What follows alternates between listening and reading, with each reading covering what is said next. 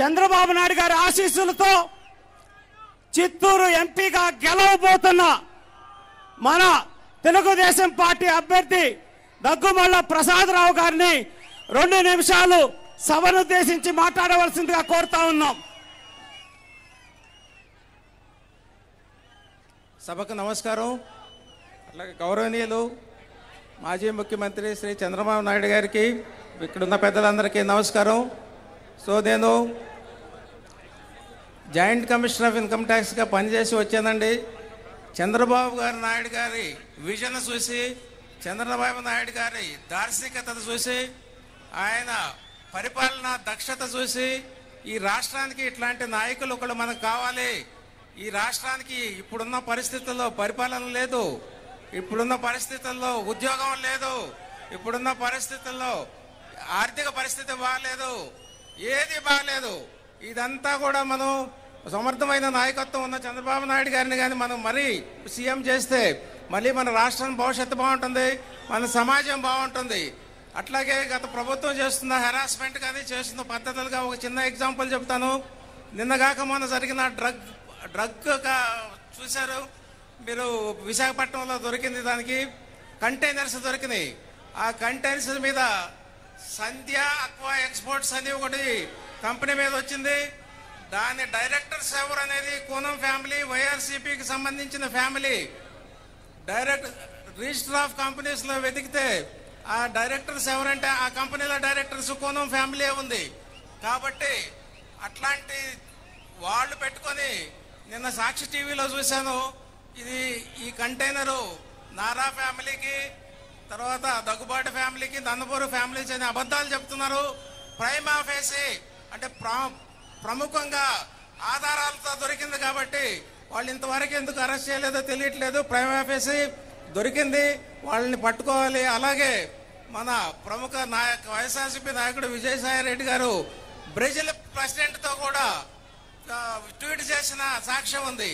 So ఇవన్నీ వదిలిపెట్టి ఏ సాక్ష్యం లేకుండా మనం డ్యూ ప్రాసెస్ అనేది లా అలౌ చేయకుండా చంద్రబాబు నాయుడు గారిని మనం అరెస్ట్ చేయటం చూసాం మనం.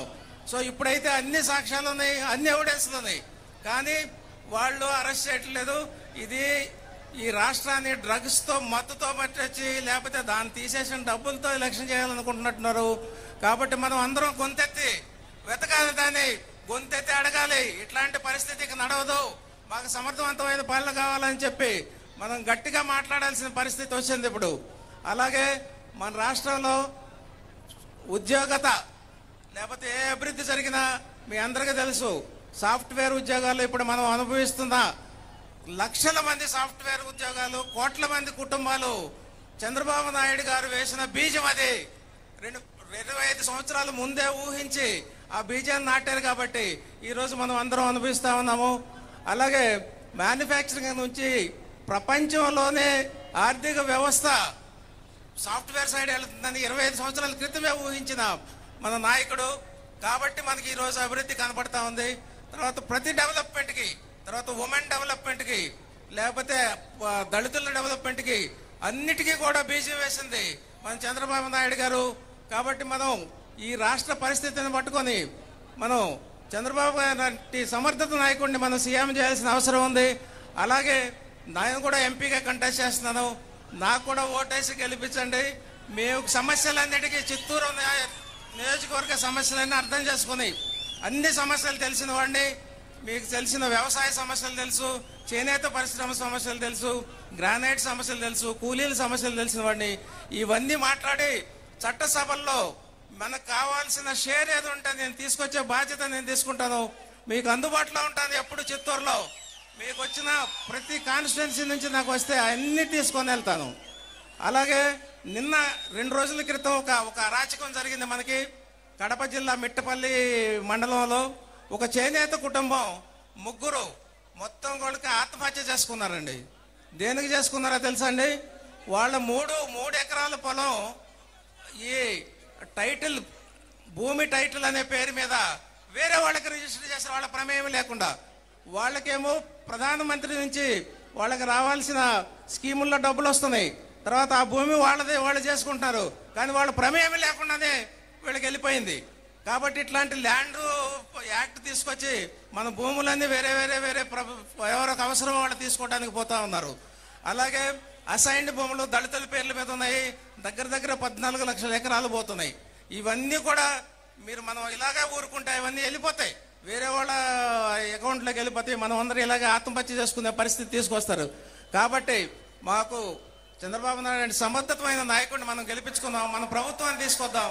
మన ప్రభుత్వం తీసుకొస్తే ఇవన్నీ ఆగిపోతాయి. మళ్ళీ ఇంతకుముందు ఎంత సమర్థంగా మనం బతికామో, ఎంత ధైర్యంగా బతికామో, అన్ని వర్గాలు ఇంక్లూడింగ్ ఉమెన్ కూడా మనం బతుకుతాం. మళ్ళీ ఈ రాష్ట్రాన్ని ముందుకు తీసుకెళ్దాం. ప్రపంచంలో ఆంధ్రప్రదేశ్ అనేది మ్యాప్లో కనపడుతుంది, అది ఇప్పుడు మిస్ అయిపోయింది. మళ్ళీ చూపించుకుందాం. కాబట్టి మీరందరూ దయచేసి ఓట్లేసి చట్టసభకి పంపించినట్లయితే చంద్రబాబు నాయుడు గారిని సీఎం చేద్దాం. మేము మీ సమస్యలు చట్టసభల్లో వినిపిస్తాం.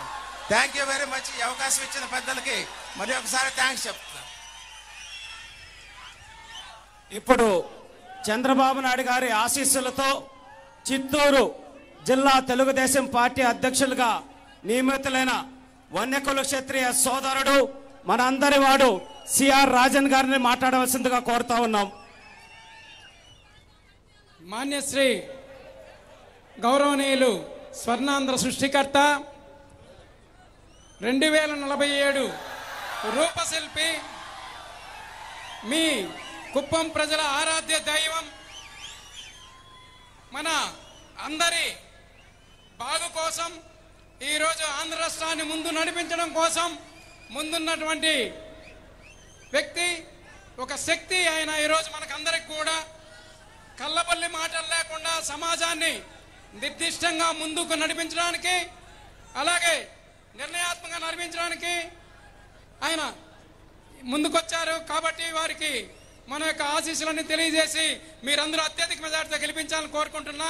జై హింద్, జై తెలుగుదేశం, జై చంద్రబాబు నాయుడు, జై నారా లోకేష్. Thank you.